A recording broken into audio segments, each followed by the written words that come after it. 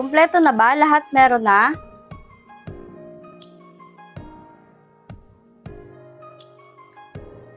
Ate, isa pa nga po. Oh. Uy, hindi. Busog ako. Tsaka naiwan ko yung pera ko sa bahay. Okay lang. Libre ko na. Tsaka imposible naman na lagi kang busog pag recess. Kunin mo na to. Pang pamasahe ko kasi yung pera ko tsaka nakakahiya naman lagi mo ako nililibre. Ano ka ba? Okay lang yun. Ang mahalaga, busog ka at busog ako. Kainin mo yan ha.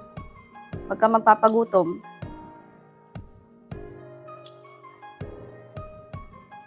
Balang araw makakabawi rin ako sa'yo.